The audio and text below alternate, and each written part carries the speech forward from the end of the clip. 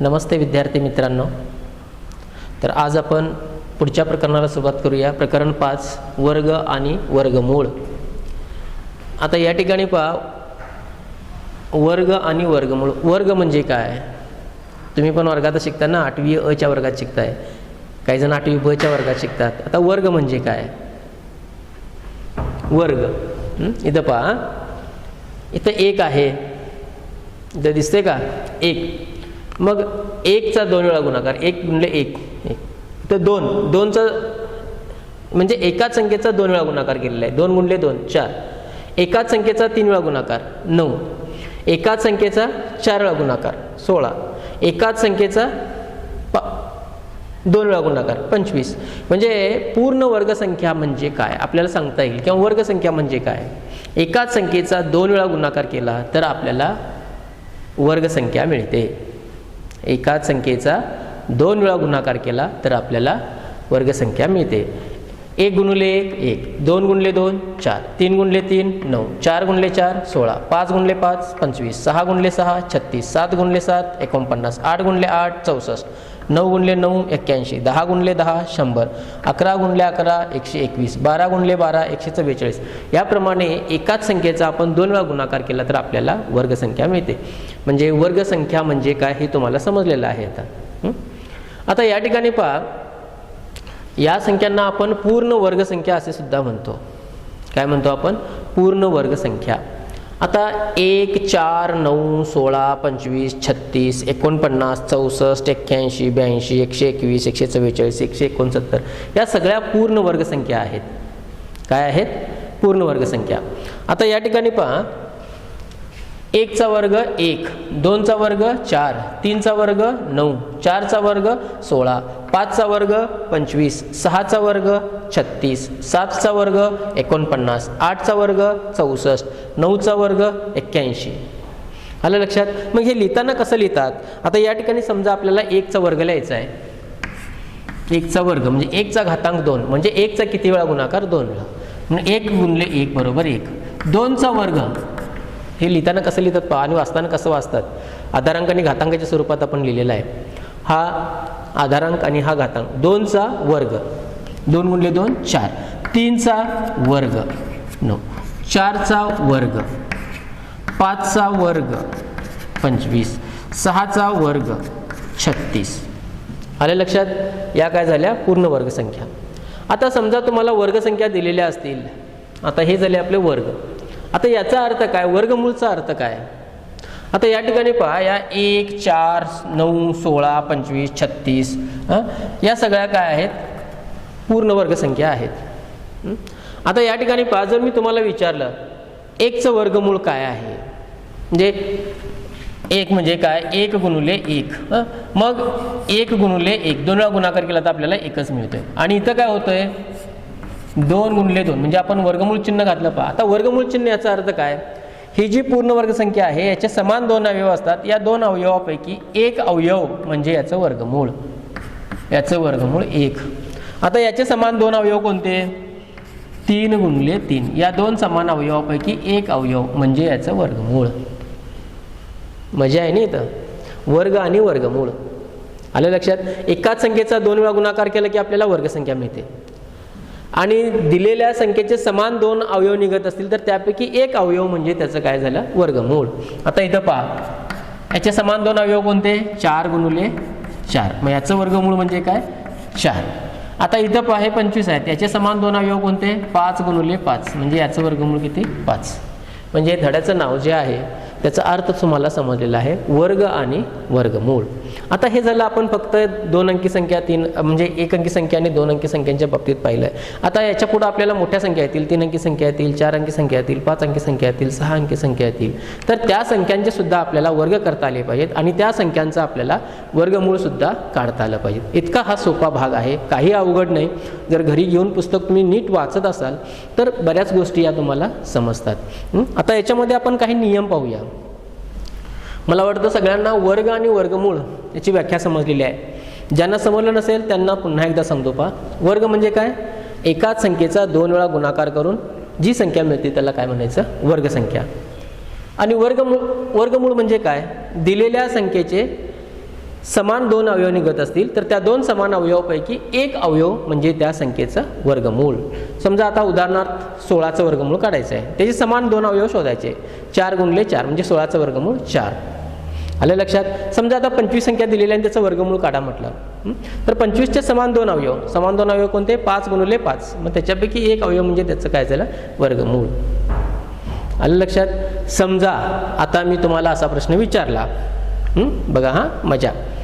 समजा या ठिकाणी मी तुम्हाला 12 या संख्येचं वर्गमूळ काढा म्हटलं.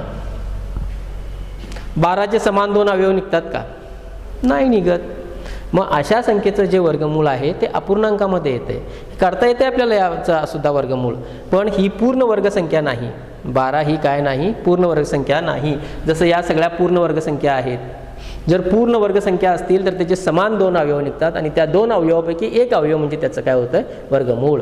आता ही पूर्ण वर्गसंख्या नाही. 12, 14, 15, 18, 19 यासारख्या या पूर्ण वर्गसंख्या नाहीत, त्यामुळे त्यांचे समान दोन अवयव निघत नाही. त्यामुळे त्यांचं जे वर्गमूळ येतं ते अपूर्णांकामध्ये येते. आणि या संख्यांचं वर्गमूळ कसं काढायचं आपण नंतरच्या पिरियडला पाहूया. तर मला वाटतं वर्ग आणि वर्गमूळ याचा अर्थ तुम्हाला समजलेला आहे. आता याप्रमाणे तुम्हाला 1 ते 20 पर्यंतच्या संख्यांचे वर्ग तोंडपाठ पाहिजेत, कारण त्याचा अभ्यास तुम्हाला 9वीला सुद्धा आहे, 10वीला सुद्धा आहे. हे याच्यामधला अगदी बेसिक आहे. याचा अभ्यास तुम्हाला बीजगणितामध्ये सुद्धा आहे. म्हणजे सगळे वर्ग पाठ पाहिजेत. कसे पाठ पाहिजेत तुम्हाला? 1चा वर्ग 1, 2चा वर्ग 4, 3चा वर्ग 9, 4चा वर्ग 16, 5चा वर्ग 25, 6चा वर्ग 36, 7चा वर्ग 49, 8चा वर्ग 64, 9चा वर्ग 81, 10चा वर्ग 100 सॉरी. याप्रमाणे तुम्हाला हे वर्ग 20 पर्यंतचे किमान वर्ग तुम्हाला पाठ पाहिजे. तसे आपल्याला 100 पर्यंत वर्ग लिहिता येतात आणि तुमच्या पुस्तकामध्ये सुद्धा 100 पर्यंतचा सगळ्या पूर्ण वर्गसंख्या दिलेल्या आहेत. म्हणजे 100 पर्यंतच्या संख्यांचे वर्ग दिलेले आहेत. आता या ठिकाणी आपण काही नियम पाहूया, वर्गसंख्यांचे काही गुणधर्म पाहूया. मला वाटतं हा भाग समजलेला आहे, त्यामुळे एवढाच भाग मी इथं हे घेतोय आणि या ठिकाणी एक एक नियम आपण आता समजावून घेऊया. आता या ठिकाणी पहा,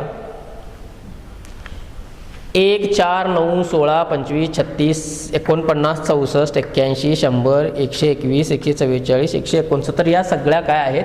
पूर्ण वर्गसंख्या आहेत. आणि या संख्यांचे समान दोन दोन अवयव निघतात. म्हणून जर मी तुम्हाला विचारलं 9चं वर्गमूळ किती? 3, 16चं वर्गमूळ किती? 4, 36चं वर्गमूळ किती? 6, 64चं वर्गमूळ किती? 8, 81चं वर्गमूळ किती? 9, 100चं वर्गमूळ किती? 10. तर हे तुम्ही पटकन सांगू शकता. किंवा असं जर विचारलं मी तुम्हाला 8चा वर्ग किती? मग 8चा वर्ग 8 गुणले 8 64. 9चा वर्ग किती? 9 गुणले 9 81. हे आलं लक्षात? हां. आता या ठिकाणी मगाशी जसं सांगितलं मी तुम्हाला, आता या ठिकाणी पहा, 1 ही पूर्ण वर्गसंख्या आहे. 1 ही पूर्ण वर्गसंख्या आहे कारण त्याचे समान दोन अवयव निघतात. 2 पूर्ण वर्गसंख्या आहे का? कोणत्याच संख्या म्हणजे 2 ही पूर्ण वर्गसंख्या नाही. 3 आहे का? नाही. 4 पूर्ण वर्गसंख्या आहे.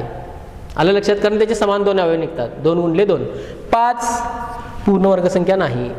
6 पूर्ण वर्गसंख्या नाही, कारण याचे सुद्धा समान दोन अवयव निघत नाहीत. 7 पूर्ण वर्गसंख्या नाही. 8 पूर्ण वर्गसंख्या नाही. 9 पूर्ण वर्गसंख्या आहे, कारण 3 गुणले 3 बरोबर 9. आलं लक्षात? तर ह्या ज्या संख्या आहेत या पूर्ण वर्गसंख्या नाहीत. तसेच आपण पुढच्या संख्या बघूया. 11 पूर्ण वर्गसंख्या नाही. 12 नाही. 13 नाही. 14 नाही. 15 नाही. 16 पुन्हा काय आहे? पूर्ण वर्गसंख्या आहे, कारण त्याचे समान दोन अवयव निघतात. 4 गुणले 4. आलं लक्षात? हां.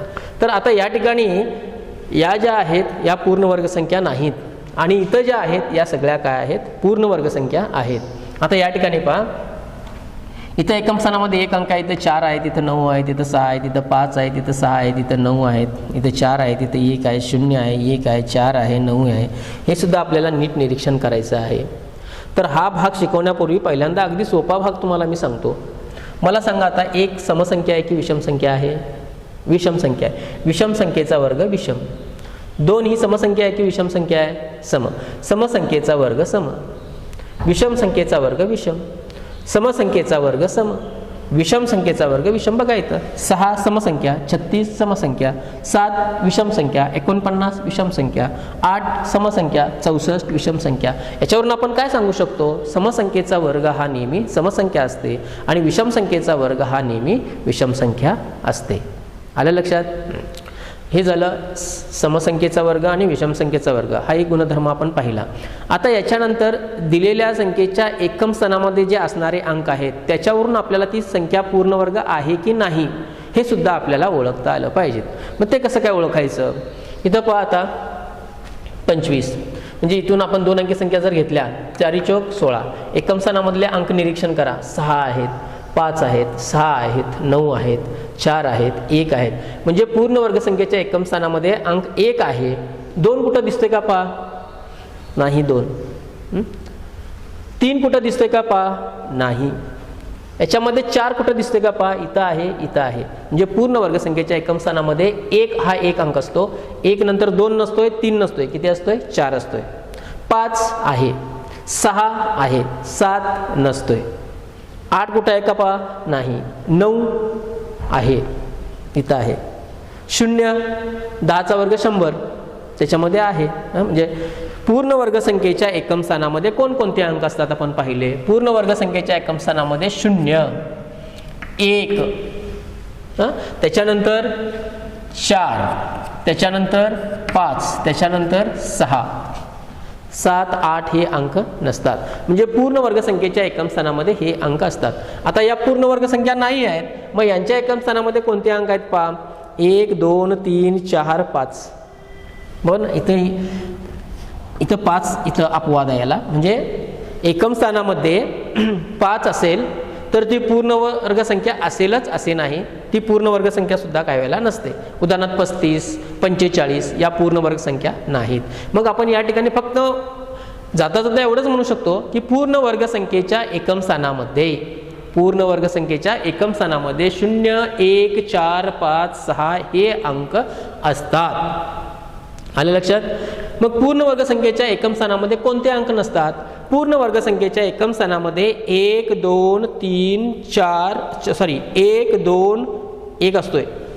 2, 3, 5 असतोय. 7 हे अंक नसतात. पूर्ण वर्गसंख्येच्या एकम स्थानामध्ये कोणते अंक नसतात? 2, 3, 7. इथं जर बघितलात तुम्ही तर एकम स्थानामध्ये कुठंही तुम्हाला 2 आणि 3 आणि 7 हे अंक असत नाहीत.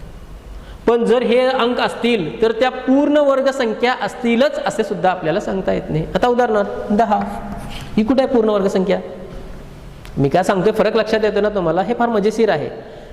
0, 1, 4, 5, 6 हे पूर्ण वर्गसंख्येच्या एकम स्थानामध्ये असतात. पण हे जर अंक त्यांच्या एकम स्थानामध्ये कुठल्याही संख्येचे असतील तर त्या पूर्ण वर्गसंख्या असतीलच असं आपल्याला सांगता येत नाही.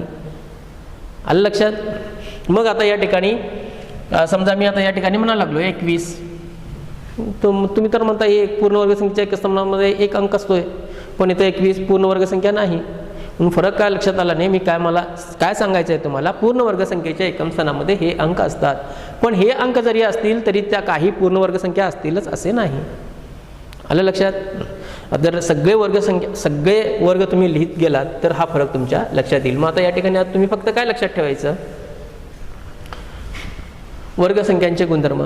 समसंख्येचा वर्ग हा नेहमी समसंख्या असते आणि विषमसंख्येचा वर्ग हा नेहमी विषमसंख्या असते. आणि वर्गसंख्येच्या एकम स्थानामध्ये कोणते अंक असतात?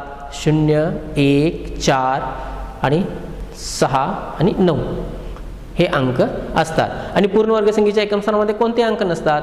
2, 3 आणि 7 हे अंक नसतात. आलं लक्षात? तर इथं पर्यंत आपण पाहिलं. आता पुढं पहा. आता तुम्ही 6वी मध्ये त्रिकोणी संख्या शिकलाय पहा. त्रिकोणी संख्या. आता इथं पहा 1 सुद्धा त्रिकोणी संख्या आहे आणि 3 त्याच्यानंतरची 1 नंतरची त्रिकोणी संख्या 3 आहे. कारण इथं 1 बिंदू आहे, इथं 2, 3 एकूण बिंदू किती झाले? 3. हा त्रिकोण झाला म्हणून 3 ही काय झाली? त्रिकोणी संख्या. मग 3 नंतरची पुढची त्रिकोणी संख्या कोणती? बघा असा हा त्रिकोण झाला. याच्यात किती बिंदू आहेत मोजा? 1, 2, 3, 4, 5, 6. त्याच्या पुढची त्रिकोणी संख्या किती आहे? 6. 6च्या पुढची त्रिकोणी संख्या कोणती? इथं पहा.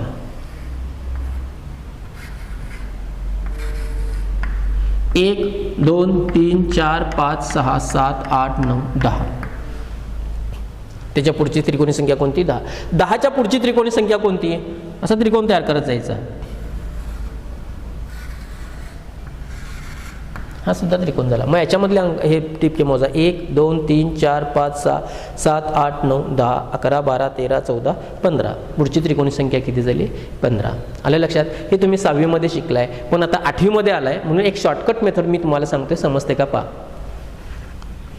कितीचा फरक आहे? 2चा. ही संख्या याच्यापेक्षा 2 न मोठी आहे, 3. याच्यामध्ये आणि याच्यामध्ये कितीचा फरक झाला? इथे 2 मिळवले आपण, याच्यामध्ये 2 मिळवले, 3 आले.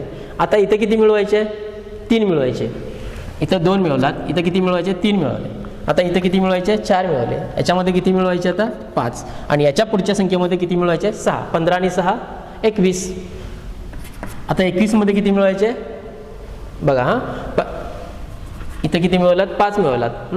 बघा सॉरी, 15 पूर्ण वर्ग, इथं 15. हां ठीक आहे. इथं बघा हां, आपण पूर्ण वर्ग म्हणजे त्रिकोणी संख्या शोधायला लागल्या. पहिली त्रिकोणी संख्या 1, दुसरी त्रिकोणी संख्या 2 मिळवली आपण, किती आले? 3. ही दुसरी त्रिकोणी संख्या झाली. त्याच्या पुढची आपण बघणार त्रिकोणी संख्या किती आहे?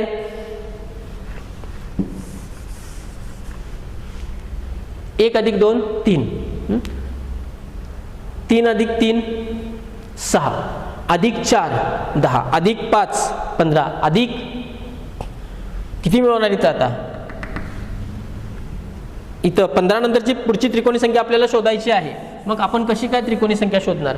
15 मध्ये किती मिळवायचे? इथं 5 मिळवलात, इथं किती मिळवायचे? 6. 6 मिळवलात किती होतात? 21. 21 मध्ये किती मिळवायचे? 7 मिळवायचे. किती संख्या झाली? 28. म्हणजे इथं 2 मिळवले, इथं 3 मिळवले, इथं 4 मिळवायचे, इथं 5 मिळवायचे, इथं 6 मिळवले, इथं 7 मिळवले. आता इथं किती मिळवायचे? 8 मिळवला तर किती येणार? 8 जर मिळवलं तर या ठिकाणी 28 आणि 16 7 3 36. मग याप्रमाणे तुम्हाला या त्रिकोणी संख्या पुढच्या लिहिता येतात. आलं लक्षात? हां. आता बघूया आपण या त्रिकोणी संख्यांची क्रमवार जर बेरीज केली, याची आणि याची बेरीज केली 4 पूर्णवर्ग संख्या आली. याची आणि याची बेरीज करा 6 आणि 3 9 पूर्णवर्ग संख्या आली. 6 आणि 10ची बेरीज करा 16, 16 सुद्धा काय आहे? पूर्णवर्ग संख्या आहे. 10 आणि 25ची बेरीज करा 25, 25 सुद्धा पूर्णवर्ग संख्या आहे. 5चा वर्ग आहे 25. आलं लक्षात? म्हणजे क्रमवार 2 त्रिकोणी संख्यांची बेरीज काय असते? पूर्णवर्ग संख्या असते. हे हा गुणधर्म समजला? हां. आता आणखीन एक गुणधर्म आपण समजावून घेऊया. या ठिकाणी पहा, इथं क्रमवार मी विषम संख्या लिहिलेल्या आहेत. क्रमवार विषम संख्या, पहिली विषम संख्या 1, पुढची 3, यांची बेरीज केली तर 4 येते. आणि 4 ही सुद्धा काय आहे? पूर्णवर्ग संख्या. 1 3 5 3 क्रमवार विषम संख्या आहेत.